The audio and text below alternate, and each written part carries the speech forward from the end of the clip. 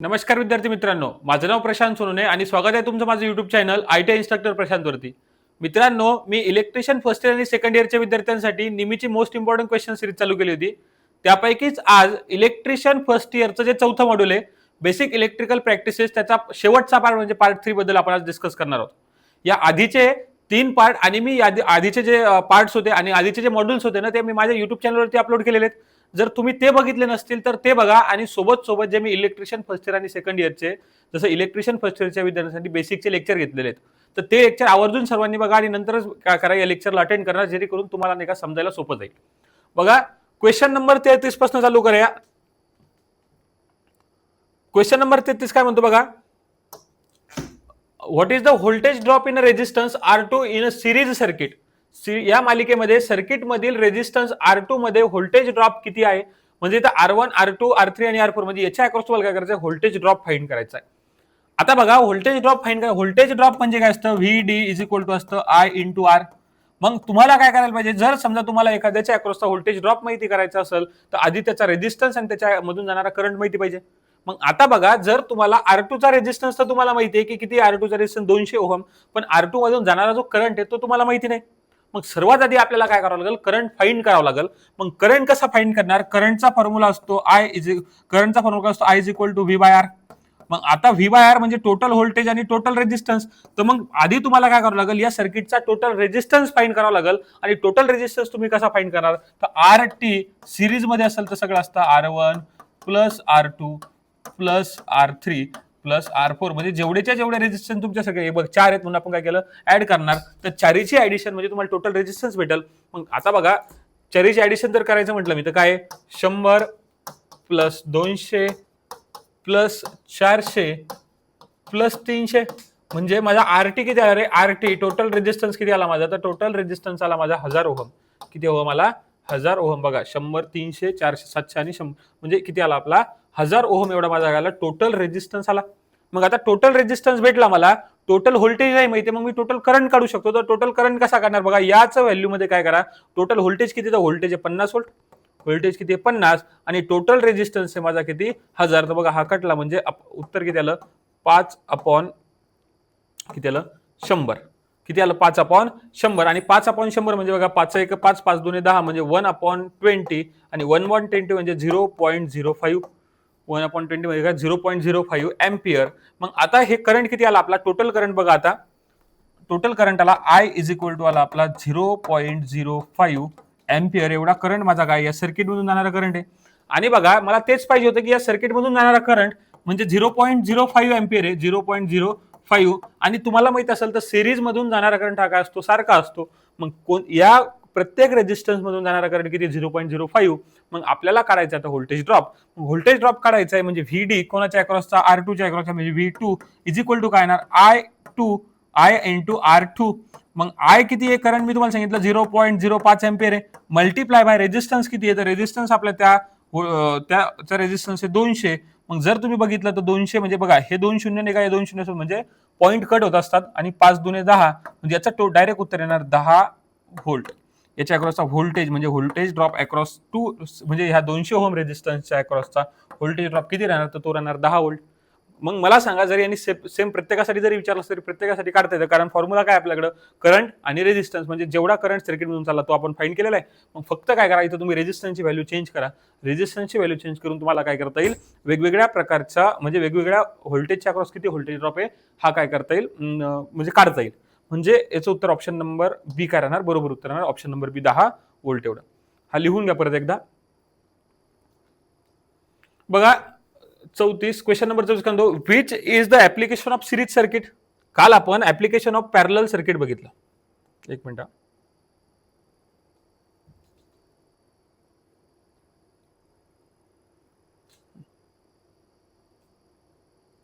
काल काय केलं रे, त्यांनी क्वेश्चन काय विचारलं बघा,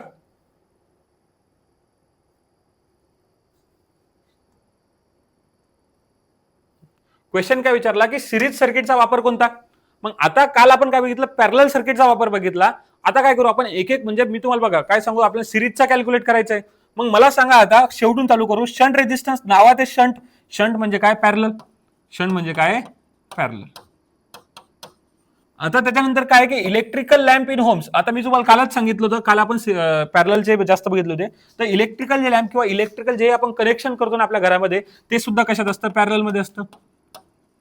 आता बघ, त्याच्यानंतर काय सांगितलं, व्होल्ट मीटर कनेक्शन. आणि सेम प्रश्न असाच होता रे काल.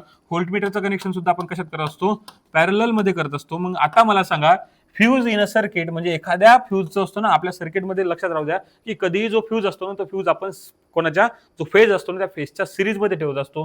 म्हणजे आपण फ्यूजला कशात लावत असतो, सिरीजमध्ये फ्यूजला लावतो. फ्यूजला कशामध्ये लावतो, सिरीजमध्ये लावतो. आणि त्यांनी तेच विचारलं आपल्याला की खालीलपैकी कोणतं ऑप्शन म्हणजे किंवा कोणतं हे सिरीज सर्किटचा उपयोग येतो. Option number A, fuse in a series. म्हणजे सिरीजमध्ये वापरला, म्हणजे फ्यूज जो आपल्या घरामध्ये वापरला जातो तो कशात असतो, आपला सिरीजमध्ये आपण लावत असतो. क्वेश्चन नंबर 35 बघा, which method is use to measuring the 1 ohm. किती रेजिस्टन्स आहे, 1 ओहम पासन 1 ओहम टू 100K, म्हणजे 1 ओहम पासन 100 किलो ओहम पर्यंत रेजिस्टन्स मेजर करण्यासाठी कोणती मेथड वापरली जाते. तर सर्वात लक्षात आलं की रेजिस्टन्सला नाही का 3 पार्ट मध्ये डिवाइड करतात. एक असतो लो व्हॅल्यू ऑफ रेजिस्टन्स, नंतर असतो मीडियम व्हॅल्यू ऑफ रेजिस्टन्स, आणि त्याच्यानंतर येतो हाय व्हॅल्यू ऑफ रेजिस्टन्स. हे नाही का मेजरमेंट मध्ये नाही का बहुतेक किंवा कॉम्प्युटरमध्ये असते विचारतात. तर लो व्हॅल्यू ऑफ रेजिस्टन्सला मेजर करायचं बघा, ॲमीटर व्होल्टमीटर मेथड असते, केल्विन डबल ब्रिज मेथड असते. या मेथड आपण लो व्हॅल्यू ऑफ मेजरमेंटसाठी वापरतो. तर उरला आता मीडियम व्हॅल्यू होता बघा. हाय व्हॅल्यू म्हणजे आपण मेगर वगैरेच्या मेथड होत्या ना, loss of charge method, megger method. तर या मेगर वगैरे मेथड हाय व्हॅल्यूसाठी वापरतो. आणि मी तुम्हाला ज्यावेळेस आपण काय केलं, विटस्टोन ब्रिजचं लेक्चर घेतो त्यावेळेसही सांगितलं, जो विटस्टोन ब्रिज असतो ना आपण अननोन रेजिस्टन्स फाइंड करण्यासाठी वापरतो. सोबत मीडियम व्हॅल्यूचे जे पण रेजिस्टन्स असतात ना, त्या मीडियम व्हॅल्यूच्या रेजिस्टन्सला फाइंड करण्यासाठी आपण काय करत असतो, विटस्टोन ब्रिज वापरत असतो. मीडियम व्हॅल्यूचे रेजिस्टन्स म्हणजे 1 ओहम पेक्षा जास्त आणि बघा 100 किलो ओहम पेक्षा कमी. मग 100 ओहम पेक्षा 100 किलो ओहम पेक्षा कमी, ते या मीडियम मध्ये येतात. लो व्हॅल्यू म्हणजे 1 ओहम पेक्षा जे जास्त, जे कमीचे रेजिस्टन्स असतात ते लो मध्ये येतात. तर यांनी तेच विचारलं आपल्याला 1 ओहम पासून 100 किलो ओहम पर्यंत. तर याचं बरोबर उत्तर येणार बघा, सबस्टिट्यूशन मेथड झाली, केल्विन डबल ब्रिज मेथड झाली, किंवा व्होल्टमीटर ॲमीटर मेथड. ही सगळीच्या सगळी का low value of low resistance find करण्यासाठी वापरतो. त्यांनी आपल्याला मीडियम विचारलं, तर मग हा जो असतो ना, हा विटस्टोन ब्रिज मेथड, म्हणजे ऑप्शन नंबर सी या प्रश्नाचं करणार बरोबर उत्तर राहणार. क्वेश्चन नंबर 36 बघा, what is the SI unit of specific resistance. Specific रेजिस्टन्सचं एसआय युनिट काय. आता पहिली गोष्ट, स्पेसिफिक रेजिस्टन्स म्हणजे काय लक्षात घ्या. तर जो R is equal to rho into L by A, हा जो रो असतो ना, याच रोला आपण काय म्हणतो असतो, स्पेसिफिक रेजिस्टन्स म्हणतो. याच रोला आपण रेजिस्टिव्हिटी म्हणतो. मग याचं युनिट काय आहे हे त्यांनी विचारलं. तर कालच्या लेक्चरमध्ये हा क्वेश्चन मी फुल डिटेलमध्ये एक्सप्लेन केला होता की का बरं याचं युनिट ओहम मीटर येतं. तर याचं ऑप्शन नंबर सी या प्रश्नाचं बरोबर होतं. आता डायरेक्ट का सांगितलं, कारण कालच्या याच्या आधीचा जो पार्ट होता ना, या आधीच्या पार्टमध्ये मी एका डिटेलमध्ये एक्सप्लेन केलेलं आहे. तर ओहम मीटर काय राहणार, या प्रश्नाचं बरोबर उत्तर राहणार. बघा क्वेश्चन नंबर 37 काय म्हणतो,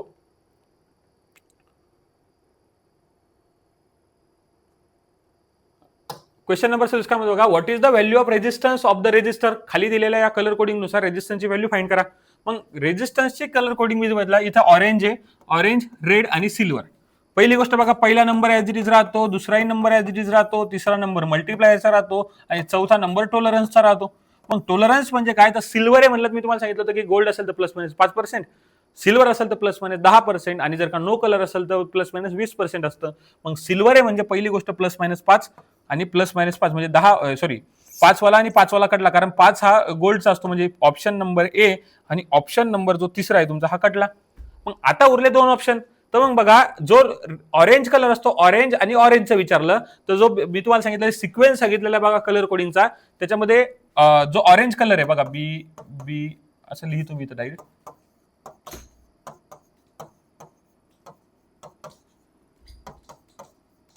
आता हा सिक्वेन्स बद्दल पण नाही का मी आधीच याच्या आधी एक्सप्लेन केलेलं आहे. 0 1 9. मग आता त्यांनी काय विचारलं, कलर कोणता आपला ऑरेंज. मग ऑरेंज कलर साठी नंबर असतो 3.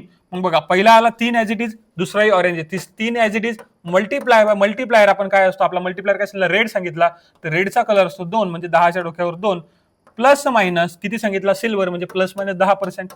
असं उत्तर तुम्हाला उत्तरात दिसायला पाहिजे, पण इथं असं कुठे उत्तर दिसत नाहीये. तर मग या 10च्या डोक्यावरचे 2 म्हणजेच काय येणार, 33, म्हणजे 2 शून्य देऊन द्यायचे, प्लस मायनस 10%, म्हणजे जेवढे 10च्या डोक्यावर अंक असेल तेवढा काय करायचं, तेवढे 0 त्याच्यासमोर ऍड करायचे. म्हणजे ऑप्शन नंबर बी या प्रश्नाचं काय येणार बरोबर उत्तर. 3300 प्लस मायनस किती 10% हे काय राहणार, या क्वेश्चनचं बरोबर उत्तर राहणार. बघा, या क्वेश्चन बद्दल नाही का मी डिटेल रेजिस्टन्सच्या कलर कोडिंगचा व्हिडिओ अपलोड केला आहे, त्याच्यात तुम्ही तो असा बघितला असेल अशी मी आशा आहे. आणि मग त्याच्यानंतर तुम्हाला हा क्वेश्चन समजेल. बघा नंतर काय आहे की what is the purpose of the shunt resistor. जो शंट रेजिस्टर आहे, शंट म्हणजे बघा लक्षात राहू द्या, ही टर्म तुम्हाला खूप जास्त, शंट म्हणजे पॅरलल. शंट म्हणजे काय असतं, पॅरलल. या R2 use in a series ohm meter circuit, म्हणजे ओहम मीटर सर्किटमध्ये शंट रेजिस्टन्स R2 चा उद्देश काय असतो. मग आता R2 विचारलं नाही आणि बघा, जर तुम्ही इथं बघितलं ना, हा R2 आहे आणि याच्या अक्रॉसने असा थोडा बांध दिलेला आहे. मग हा म्हणजे याला व्हेरिएबल रेजिस्टन्स म्हणतो. यांनी त्यांचं म्हणणं आहे की ह्या सर्किटमध्ये जो ओहम मीटर आहे, या ओहम मीटरच्या सर्किटमध्ये हा R2 नावाचा रेजिस्टन्स आपण का लावला, तर लक्षात घ्या काय असतं माहितीये का, ज्या वेळेसही एखादा मीटर असतो, त्या मीटरला नाही का सेंटर झिरो वरती, म्हणजे त्याला झिरो वरती ऍडजस्ट करावं लागतं. मग कधी कधी काय होतं, काही एरर आल्यामुळे किंवा काही थोडा एरर आल्यामुळे काय होतं की तो काटा, म्हणजे बघा ज्याच्यातून जर तुम्ही रिडिंगला कनेक्टच नाही केलं, तर तो काटा आयडियली झिरोवर राहायला पाहिजे होता. मग जर समजा तो काटा झिरोवरती न राहता, समजा 1 2 काही रिडिंग दाखवते, काही सप्लाय न किंवा काही कनेक्ट न करता, तर समजून घ्यायचं की त्या पॉइंटरला आपल्याला ऍडजस्ट करावं लागेल. आणि त्याच पॉइंटरला ऍडजस्ट करण्यासाठी जो आपण आहे ना, हा जो R2 लावला ना, म्हणजे त्या पॉइंटरला झिरोला ऍडजस्ट करण्यासाठी हा पॉइंटर तिथे वापरत असतो. म्हणजे बघा, लिमिट द करंट हे नाही राहणार. To increase the value of meter resistance values increase करायसाठी नाही राहत. Adjust the zero position of the pointer, म्हणजे जो पॉइंटर मी तुम्हाला सांगितलं, जो पॉइंटर आहे बघा झिरो वरती दाखवायला पाहिजे. जर का तो समजा 1 वरती 2 वरती दाखवत असेल, तर त्या पॉइंटरला झिरो वरती ऍडजस्ट करण्यासाठी जो आपण तुम्हाला दिसतो हा व्हेरिएबल रेजिस्टन्स हा वापरत असतो. नंतरचा क्वेश्चन बघा, question number 39. Which electrical quantity affect the heat generated. Which electrical quantity affect the heat generated in a conductor, म्हणजे कंडक्टरमध्ये निर्माण होणाऱ्या उष्णतेवर कोणत्या विद्युत प्रमाणाचा परिणाम होतो. मग पहिली गोष्ट, जनरेटेड हीटचा फॉर्म्युला बघा, H इज इक्वल टू काय असतं, H इज इक्वल टू असतं I स्क्वेअर RT. म्हणजे हा हीटचा फॉर्म्युला, हीट किती डेव्हलप होणार, तर हे डिपेंड करतं तुमच्या सर्किटमधून करंट किती चालला, तुमच्या सर्किटचा रेजिस्टन्स किती आहे, आणि तुमच्या सर्किटमधून किती टाइमासाठी करंट चालला, म्हणजे किती वेळेसाठी करंट चालला. याचं एक साधं एक्झाम्पल सांगतो बघा, तुमच्या घरातलं हीटर. मग हीटर जेवढ्या जास्त टाइमसाठी चालू असेल, तेवढे जास्त हीट डेव्हलप होणार, आणि त्याच्यातून करंट जेवढा जाईल तेवढं, म्हणजे करंटच्या स्क्वेअरच्या प्रोपोर्शनल मध्ये असतं. मग बघा, त्यांनी तेच विचारलं की कोणत्या क्वांटिटीवरती डिपेंड करतो, तर बघा व्होल्टेजवरती डिपेंड करतो का, तर व्होल्टेजवरती डिपेंड करत नाही. मग आता तुम्ही सर डिपेंड करतो, बघा हीटचा अजून एक फॉर्म्युला असतो, H is equal to V square by R into T. म्हणजे जर तुम्ही बघितलं, हा पॉवरचे जे फॉर्म्युले आहेत ना, आपण त्याला पॉवरच्या फॉर्म्युल्याला जर का टाइमने तुम्ही मल्टिप्लाय केलं ना, तर हीट डेव्हलप होते. मग व्होल्टेजवरती डिपेंड करतो, पण व्होल्टेजच्या पण स्क्वेअरवरती डिपेंड करत असतो, म्हणून व्होल्टेज पण उत्तर येणार नाही. स्क्वेअर ऑफ द करंट, म्हणजे बघा इथे या क्वेश्चन मध्ये सरळ सरळ दिलेलं आहे, स्क्वेअर ऑफ द करंट वरती तो डिपेंड करतो, म्हणजे आयच्या स्क्वेअरवरती डिपेंड करतो. ऑप्शन नंबर बी या प्रश्नाचं बरोबर उत्तर आहे. म्हणजे काय, स्क्वेअर ऑफ द रेजिस्टन्स, तर रेजिस्टन्स वरती डिपेंड करतो पण त्याच्या स्क्वेअर वरती करत नाही, म्हणून ऑप्शन नंबर सी चुकलं.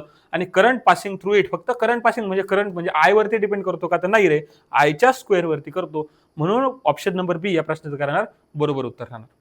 नंतर बघा question number 40. What is the change in a value of resistance of the conductor if it's cross section area is double. त्यांनी काय सांगितलं, जर एखाद्या कंडक्टरच्या क्रॉस सेक्शन एरिया काय केला, आपण क्रॉस सेक्शन एरिया क्षेत्र दुप्पट केले, तर कंडक्टरच्या रेजिस्टन्सच्या मूल्यात काय बदल होतो. तर याच्यासाठी तुम्हाला एक फॉर्म्युला माहिती पाहिजे, सर्वांना सर्वात जास्त म्हणजे फेमस फॉर्म्युला आहे, आर इज इक्वल टू काय असतं, row into L upon A. मग आता एल म्हणजे काय रे, एल म्हणजे असतं लेंथ ऑफ कंडक्टर, आणि ए म्हणजे असतं एल म्हणजे लेंथ ऑफ कंडक्टर, आणि ए म्हणजे असतं एरिया ऑफ कंडक्टर. आणि तुम्हाला माहिती आहे की जेवढा जास्त जाड वायर त्याचा रेजिस्टन्स तेवढा कमी. मग जेवढं बघा, जेवढी लांबी जास्त तेवढा रेजिस्टन्स जास्त, कारण resistance is directly proportional to the length, आणि resistance is inversely proportional to the area. म्हणजे तुम्ही एरियाला वाढवलं तर रेजिस्टन्स कमी होणार, एरियाला कमी केलं तर रेजिस्टन्स वाढणार. तेच लेंथ असते, तर लेंथला वाढवल्यानंतर रेजिस्टन्स वाढला असता, लेंथला कमी केल्यानंतर रेजिस्टन्स कमी झाला असता. मग आता आपल्याला त्यांनी काय विचारलं, क्रॉस सेक्शन एरिया काय केला, डबल केला. म्हणजे तुम्ही ए ला काय केलं, ए ला वाढवलं किंवा ए ला 2 टाइम्स केलं. मग जर क्रॉस सेक्शन एरियाला वाढवलं, तर मला पहिली गोष्ट हे सांगा की एरियाला वाढवल्यानंतर रेजिस्टन्स कमी होणार का जास्त होणार, तर एरियाला वाढवल्यानंतर तुमचा रेजिस्टन्स कमी होणार, कारण इन्व्हर्सली प्रोपोर्शनल आहे. मग एरियाला वाढवल्यानंतर रेजिस्टन्स कमी होणार. पहिली गोष्ट डिक्रीज वाले ऑप्शन पहा, तर पहिल्याच्यात पण नो चेंज म्हणजे चेंज तर होणार, डिक्रीजेस येऊ शकतं, हे पण डिक्रीज होऊ शकतं, इन्क्रीजेस नाही, म्हणजे ऑप्शन नंबर सी पण कटला. म्हणजे बघा, एक तर डिक्रीज 2 टाइम न डिक्रीज होणार किंवा 4 टाइम होणार. तर बघा, या एरियाला हा डायरेक्ट म्हणजे असा प्रोपोर्शनल आहे, पण स्क्वेअर मध्ये आहे का, नाहीये. म्हणजे एरिया आणि हा युनिव्हर्सली, जर एरिया न तुमचा 2 न जर का वाढला, तर रेजिस्टन्स पण करणार 2 न डिक्रीज होणार, म्हणजे डिक्रीजेस 2 टाइम्स, म्हणजे ऑप्शन नंबर बी या प्रश्नाचं करणार बरोबर उत्तर राहणार. आता याच्या आधीच्या क्वेश्चन मध्ये, एका क्वेश्चन मध्ये काय होतं माहितीये का, म्हणजे त्यांनी दिलं होतं रेडियस डबल झाली. काय झाली, रेडियस डबल झाली. मग रेडियस डबल झाल्यानंतर बघा, रेडियस एरिया असतो पाय आर स्क्वेअर, आणि ज्यावेळेस रेडियस डबल होते ना, त्यावेळेस काय होतं, तुमचा 1/4 टाइम्स काय होतो, रेजिस्टन्स डिक्रीज होत असतो. रेडियस डबल झाल्यानंतर, म्हणजे ह्या दोन्ही याच्यात कन्फ्युज होऊ नका. फक्त एरिया जर असेल तर 2 टाइम डिक्रीज होणार, आणि जर त्याची रेडियस किंवा डायमीटरला जर का आपण डबल केलं तर तो काय होणार 4 टाइम्स डिक्रीज होणार. पण आता क्वेश्चन मध्ये विचारलं फक्त आपल्याला एरिया बद्दल दिलं होतं. काय दिलं होतं इथं? Conductor cross section area, cross section area दिलं इथं एरिया. जर इथं रेडियस दिलं असतं ना, रेडियस दिलं असतं तर 4 टाइम्स डिक्रीज झाला असता. पण याचं उत्तर राहणार option number B. 41. Calculate the voltage drop across the resistor R2 in a circuit. म्हणजे जो R4 दिला सर्किटमध्ये आपल्या, त्या R4 मधील काय करायचं आपल्याला, वरील व्होल्टेज ड्रॉपची गणना करायची. आता तेच सांगितलं, व्होल्टेज ड्रॉप म्हणजे काय, व्हीडी फाइंड करायचं. VD voltage drop is equal to असतं I इंटू R. मग मला सांगा, जर तुम्हाला त्या सर्किट मधून जाणारा करंट माहिती असेल आणि त्या रेजिस्टन्सची व्हॅल्यू माहिती असेल तर तुम्ही काय करू शकता रे, व्होल्टेज ड्रॉप फाइंड करू शकता.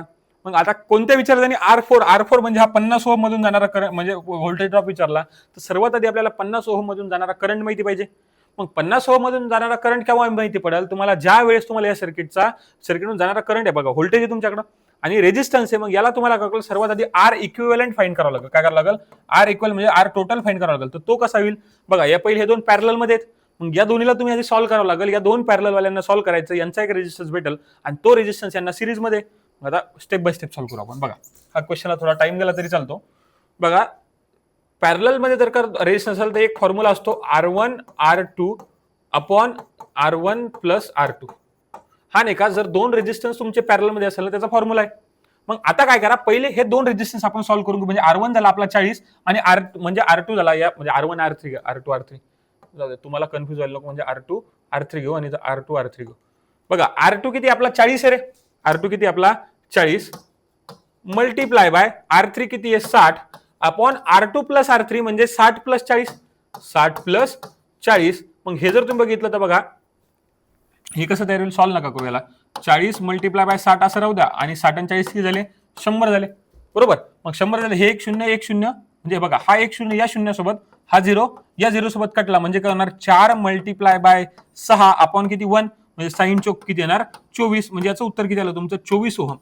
आता हा 24 ओहम कोणाचं उत्तर झालं रे तुमच्या, तर हे बघा, ज्यावेळेस तुम्ही आता हे फायनल कसं म्हणाल, हा झाला R1, हा झाला R2 जे आपण RT फाइंड केला टोटल रेजिस्टन्स तो, त्याच्यानंतर झाला हा बघा, हा झाला R1, हा दोन्हीचा टोटल आणि हा झाला R4. मग त्याच्यानंतर हे असं सर्किट तयार होणार. मग बघा, तुमचा R1 किती आहे, R1 आहे 35, R2 जो टोटल फाइंड केला हा झाला 24 आणि जो R4 आहे, R4 किती आहे 50, R4 किती आहे 50. आता या आणि व्होल्टेज किती 220 व्होल्ट, व्होल्टेज किती 220 व्होल्ट. मग अशा पद्धतीने झालं. मग आता इथं टोटल रेजिस्टन्स फाइंड करा. तर RT फाइंड करायसाठी तुम्हाला काय करावं, या सर्वांचे ऍडिशन करावं, कारण आता सिरीज मध्ये म्हणजे RT परत एकदा RT म्हणजे काय 35 प्लस 24 प्लस 50. आणि जर तुम्ही केलं 50 आणि 30 80 होतात बघा, 35 प्लस काय होणार बघा, 4 आणि 5 आणि 4 9, ठीक आहे. त्याच्यानंतर काय 5 आणि 2 7, 7 आणि 3 10 म्हणजे 109च्या जवळपास आलं रे. 109च्या जवळपास काय आपला टोटल रेजिस्टन्स आला, काय 109 टोटल रेजिस्टन्स आणि टोटल व्होल्टेज. आता मला काय सांगा, आपल्याला काय फाइंड करायचं, करंट फाइंड करायचा.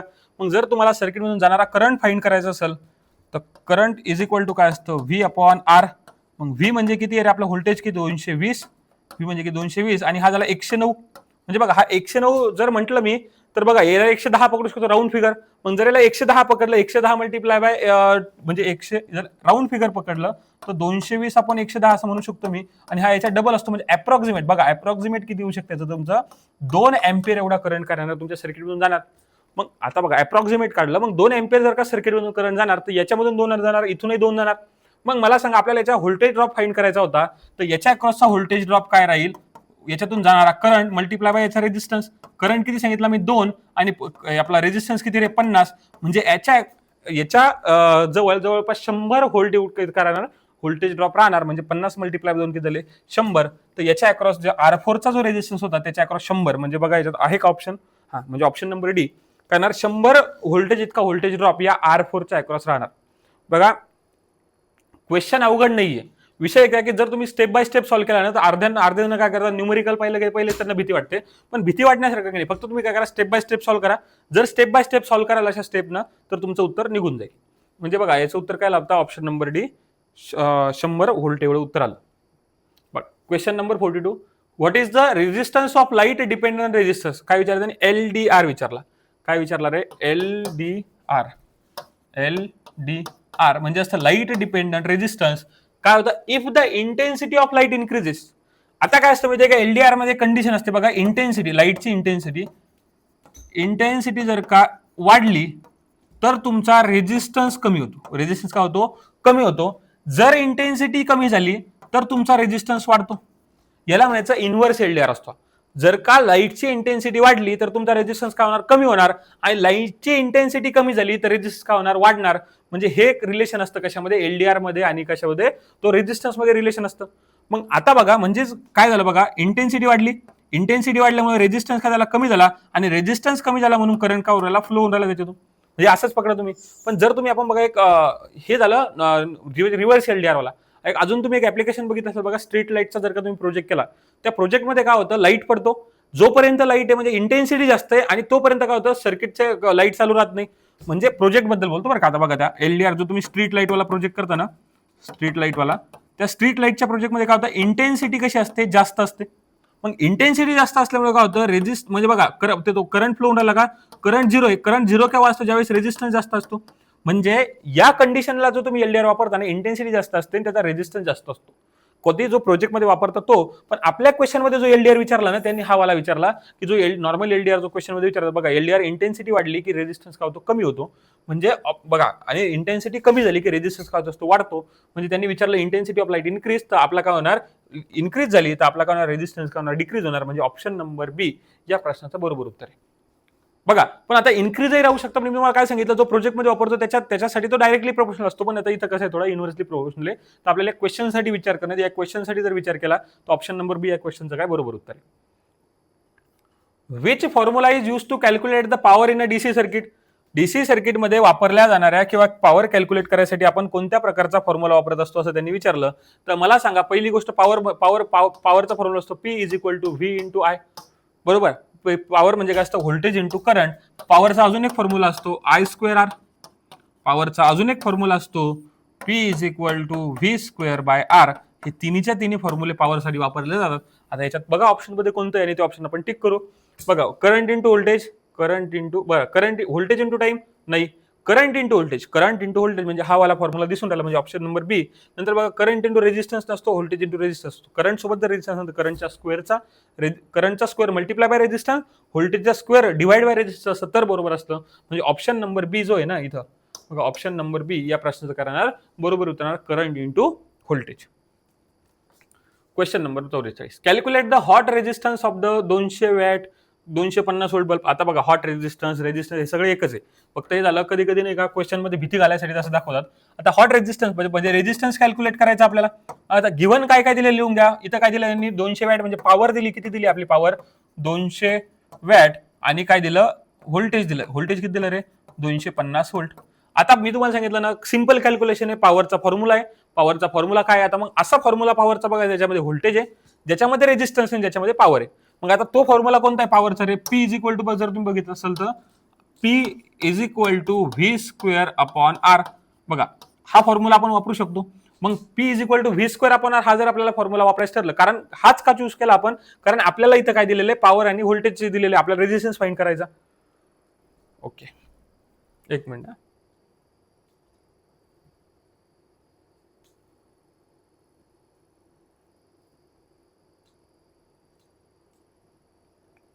बघा, आपल्याला काय करायचं, आपल्याला पॉवरचा कोणता formula, P is equal to V square by R वाला आपण फॉर्म्युला वापरणार.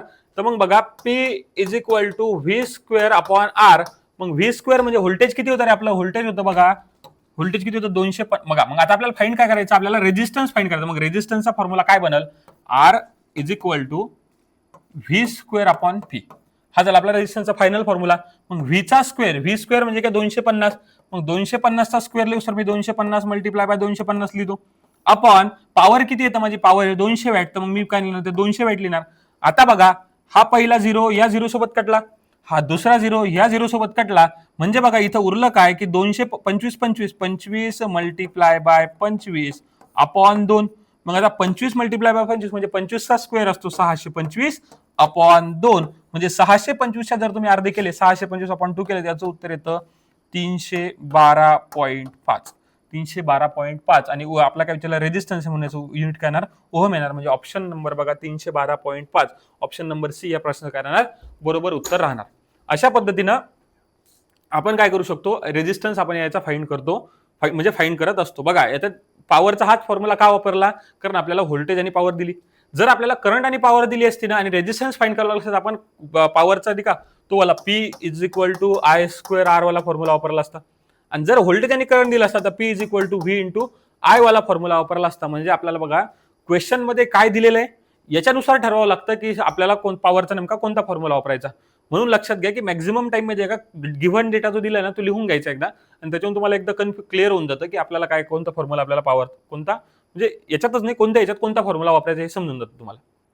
नंतरचा क्वेश्चन बघा, क्वेश्चन नंबर 45 काय म्हणतो, what is the value of resistance of an open circuit. जर एखादं ओपन सर्किट असेल तर त्या ओपन सर्किटमध्ये रेजिस्टन्सची काय व्हॅल्यू आहे. आता बघा कालच्याच जे काल एमसीक्यू घेतले त्याच्यामध्ये मी तुम्हाला आधीच सांगितलं, जर का समजा तुमचं ओपन सर्किट असेल, सर्किट कसं ओपन आहे, तर जर सर्किट ओपन आहे म्हणजे असा पॉईंट झाला. मग जर सर्किट ओपन आहे याचा अर्थ resistance is equal to infinite. Resistance infinite आहे म्हणजे करंट इज इक्वल टू 0, आणि करंट 0 आहे पण तिथं व्होल्टेज जे असतं ना रेटेड व्होल्टेज इतकं व्होल्टेज असतं. काय असतं, रेटेड व्होल्टेज इतकं व्होल्टेज असतं. जर सर्किट समजा शॉर्ट सर्किट असतं, सर्किट काय असतं, शॉर्ट सर्किट म्हणजे असा प्लेन लाईन असते, सर्किट शॉर्ट सर्किट आहे याचा अर्थ तिथं रेजिस्टन्स 0 आहे कारण करंट जाऊ शकतो. आणि करंट किती असणार, तर करंट असणार रेटेड करंट इतका. आणि बघा शॉर्ट सर्किट म्हणलं तिथं व्होल्टेज किती असतं, व्होल्टेज असतं 0. व्होल्टेज किती असतं, 0. म्हणजे ह्या दोन, एक शॉर्ट सर्किट एक ओपन सर्किटची कंडिशन असते. याच्यावरती कालही भरपूर जवळपास 3 ते 4 प्रश्न होते. मग आता यांनी काय विचारलं आपल्याला, ओपन सर्किट खालीलपैकी कोणती कंडिशन असते, काय विचारलं, what is the value of resistance. Resistance कधी ओपन सर्किटमध्ये, ओपन सर्किटमध्ये रेजिस्टन्सची व्हॅल्यू किती असते रे, तर रेजिस्टन्सची व्हॅल्यू असते इन्फानाइट. किती असते, इन्फानाइट असते. मग बघा ऑप्शन नंबर ए 0 असते का, नाही 0 कधी असते, शॉर्ट सर्किटमध्ये ऑप्शन 0 असते. म्हणजे हे पण नाही, लो तर नसते, हाय पण नसते, म्हणजे इन्फानाइट असते. कशी असते, इन्फानाइट. आता सपोज जर तुम्हाला इथं इन्फानाइट नसतं दिलं ना, जर इथे इन्फानाइट दिलं तर याचं हाय उत्तर आलं असतं. पण लक्षात राहू द्यायचं की कधी पण इन्फानाइट ओपन सर्किट म्हणल्यावर व्हॅल्यू किती असते, इन्फानाइट असते. ऑप्शन नंबर डी या प्रश्नाचं करणार बरोबर उत्तर राहणार. Question number 46, which of the following resistance the lowest current flow in a parallel circuit having the value of 50 ohm, 220 ohm, 450 ohm आणि 560 ओहम. जर समजा तुमच्याकडे असे रेजिस्टन्स आहे, बघा काय सांगितलं, एक 50 ओहमचा आहे, एक 220 ओहमचा, एक 450 आणि 560 ची मूल्य पुरवठ्याशी जोडलेले समांतर सर्किटमध्ये सर्वात कमी प्रवाह कोणत्या रेजिस्टन्स मधून वाहणार. सरळ सरळ या क्वेश्चनचा सारांश हेच आहे की असा म्हणजे जर समजा तुम्ही असे व्हॅल्यूचे रेजिस्टन्स आहेत, किती आहे, 4 आहेत ना, ते एक काढूनच टाकतो. यांना कसं कनेक्ट केलेलं आहे पॅरलल, आता मी मनान केलं का हे नाही. एक किती आहे 50 हा झाला 50, दुसरा आहे 220, नंतर आहे 450 आणि नंतर किती आहे 560. आणि याला काय केलं आपण, सप्लाय सोबत कनेक्ट केलं म्हणते ते. तर याच्यामधून खालीलपैकी कोणत्या रेजिस्टन्स मधून सर्वात कमी करंट जाईल. आता रेजिस्टन्सची प्रॉपर्टी असते की रेजिस्टन्स जेवढा जास्त तेवढा करंट काय असतो, कमी असतो. कारण रेजिस्टन्सची property resistance oppose the flow of current. मग लक्षात राहू, सर्वात त्यांनी काय विचारलं, सर्वात कमी करंट विचारला. तर सर्वात कमी करंट अशा रेजिस्टन्स मधून जाईल ज्या रेजिस्टन्सची व्हॅल्यू सर्वात जास्त आहे. तर मग खालीलपैकी सर्वात जास्त रेजिस्टन्सची व्हॅल्यू 560 आहे. म्हणजेच 560 वाला, सॉरी, म्हणजेच 560 वाला हा रेजिस्टन्स सर्वात जास्त असल्यामुळे 560 वाल्या ओहम मधून, ओहमच्या रेजिस्टन्स मधून करंट काय राहील, सर्वात कमी राहील. म्हणजे 560. ऑप्शन नंबर डी या प्रश्नाचं बरोबर उत्तर आहे. पण त्यांनी जर याच्या उलट विचारलं असतं ना की सर्वात जास्त कशातून राहील, तर सर्वात जास्त मला सांगा ज्याची व्हॅल्यू सर्वात कमी त्याच्यातून काय राहील, सर्वात जास्त राहिला असता. पण या क्वेश्चनसाठी बरोबर उत्तर काय, ऑप्शन नंबर डी बरोबर उत्तर राहणार. आता बघा, what is the specific resistance of the value copper conductor. म्हणजे कॉपर कंडक्टरमध्ये जो स्पेसिफिक रेजिस्टन्स असतो, स्पेसिफिक रेजिस्टन्स म्हणजे काय असतं बघा, जो आपण रो असतो ना, आणि हा रो नाही का डिपेंड, बघा लेंथ वरती डिपेंड करत नाही, एरियावरती डिपेंड करत नाही. लो हा नाही, जो रो असतो ना हा डिपेंड करत असतो त्या मटेरियलवरती. कशावरती डिपेंड करतो, मटेरियलवरती. जर तुमचं मटेरियल चेंज झालं तर तुमचा स्पेसिफिक रेजिस्टन्स बदलतो. मग आता कॉपर असेल तर काहीतरी स्पेसिफिक रेजिस्टन्स वेगळा राहील, आणि जर मटेरियल बदलायचं कॉपरचा अल्युमिनियम वापरलं तर अल्युमिनियमचा स्पेसिफिक रेजिस्टन्स करा तो वेगळा राहत असतो. तर कॉपरचा किती राहत असतो बघा, हे अप्रॉक्सिमेट व्हॅल्यू आहे 1.72 मायक्रो ओहम पर सेंटीमीटर. मायक्रो ओहम पर सेंटीमीटर. आता मायक्रो म्हणजे काय असतं, मायक्रो बघा हे म्हणजे ऑप्शन नंबर बघा, हा ओहम नाही, 1.2 मायक्रो ओहम पर सेंटीमीटरचा स्क्वेअर असतो, कारण एरिया असतो ना त्याचा. मग याचाच ऑप्शन नंबर काय, ऑप्शन नंबर सी म्हणजे 1.72 मायक्रो ओहम पर सेंटीमीटरचा स्क्वेअर. म्हणजे ऑप्शन नंबर सी या प्रश्नाचं काय बरोबर उत्तर आहे. हे डायरेक्ट पाठ करायचं, त्याच्यामुळे याच्यात काही लॉजिक नाहीये, ट्रिक नाहीये. जर जसं तुम्हाला आता कधी आता कॉपरचं विचारलं, कधी तुम्हाला अल्युमिनियमचं विचारतील, त्याच्यामुळं हे नाही का या व्हॅल्यू डायरेक्ट पाठ करून घ्यायच्या. क्वेश्चन नंबर 48 बघा, which is inversely proportional to the resistance of the conductor. काय विचारलं त्यांनी की रेजिस्टन्स ऑफ कंडक्टर सोबत कोण इनव्हर्सली प्रोपोर्शनल आहे. आता बघा रेजिस्टन्स ऑफ कंडक्टर सोबत कोण इनव्हर्सली प्रोपोर्शनल आहे, तर मी तुम्हाला तो फॉर्म्युला सांगितला होता बघा. फॉर्म्युला काय, R is equal to rho into L upon A. मग R is equal to rho into L upon L म्हणजे काय असतं, लेंथ ऑफ कंडक्टर, ए म्हणजे असतं एरिया ऑफ कंडक्टर, रो म्हणजे असतं स्पेसिफिक स्पेसिफिक रेजिस्टिव्हिटी किंवा याला रेजिस्टिव्हिटी म्हणतो किंवा स्पेसिफिक रेजिस्टन्स म्हणतो. मग त्यांनी विचारलं इनव्हर्सली प्रोपोर्शनल. काय विचारलं, इनव्हर्सली प्रोपोर्शनल. इनव्हर्सली प्रोपोर्शनल म्हणजे आरच्या अपोजिट मध्ये जो असेल तो, तर या आरच्या अपोजिट मध्ये एरिया आहे म्हणजे काय असेल, area of cross section, option number D, area of cross सेक्शनच्या रेजिस्टन्स काय असतो, इनव्हर्सली प्रोपोर्शनल असतो. त्याने डायरेक्टली प्रोपोर्शनल विचारलं असतं तर तो डायरेक्टली प्रोपोर्शनल असतो कोणासोबत, लेंथ सोबत किंवा रो सोबत. मग इथं काय विचारलं त्यांनी, एरिया आपला काय विचारलं, एरिया ऑफ म्हणजे त्यांनी विचारलं कोणासोबत इनव्हर्सली आहे. या फॉर्म्युल्यावरून आपल्याला समजतं की एरिया सोबत काय तो इनव्हर्सली प्रोपोर्शनल आहे. म्हणून या प्रश्नाचं बरोबर उत्तर होणार ऑप्शन नंबर डी. बघा अशा पद्धतीने आपण काय केले 48 प्रश्न, जे इलेक्ट्रिशियन फर्स्ट इयरचं जे चौथं मॉड्यूल होतं बेसिक इलेक्ट्रिकल प्रॅक्टिसेस, त्याचे टोटल 48 प्रश्न आज आपल्या इथे संपलेले, जे नेहमीनुसार मोस्ट इम्पॉर्टंट एमसीक्यू आहेत. आणि हेच सेम एमसीक्यू तुम्हाला काय पेपरमध्ये बघायला मिळतात, म्हणजे मिळतात कारण निमित्तूनच म्हणजे हेच एमसीक्यू नाही का मॅक्झिमम येत असतात. त्याच्यामुळे सर्वांनी हे जे एमसीक्यू मी आता सांगितले पाठ न करता काय करता, मॅक्झिमम मुलं काय करतात माहिती आहे का, पाठ करून टाकतात. तर पाठ न करता काय करा, मॅक्झिमम तुम्ही सॉल्व्ह करण्याचा प्रयत्न करा आणि सोबत सोबत काय करा, समजून घ्या एमसीक्यू, आणि एमसीक्यू समजून घेऊन काय करा, सॉल्व्ह करण्याचा प्रयत्न करा. अशा पद्धतीने आपलं आजचं म्हणजे जे बेसिक जे मॉड्यूल होतं आपलं बेसिक इलेक्ट्रिकल चौथं मॉड्यूल हे आपलं इथं संपलेलं आहे. याच्यानंतरचं जे मॉड्यूल आहे ते आपण इथं अजून याच्यानंतर चॅनलवरती व्हिडिओ अपलोड करणार आहेत. तोपर्यंत जर तुम्ही याच्या आधीचे व्हिडिओ बघितले नसतील तर याच्या आधीचे व्हिडिओ मी माझ्या चॅनलच्या प्लेलिस्टमध्ये टाकलेले, ते तुम्ही कंप्लीट बघून घ्या. आणि याच्यानंतरचे व्हिडिओ जर तुम्हाला बघायचे असतील किंवा आयटी रिलेटेड कोणताही अपडेट तुम्हाला जाणून घ्यायचे असतील तर माझं चॅनल ज्याच्यावर तुम्ही हा व्हिडिओ बघत आहे ते युट्यूब चॅनलला सबस्क्राईब करून ठेवा. हा व्हिडिओ आवडला असेल तर व्हिडिओ लाईक करा आणि आपण नक्कीच भेटूया दुसऱ्या एखाद्या नवीन टॉपिकमध्ये आणि नवीन व्हिडिओमध्ये. धन्यवाद.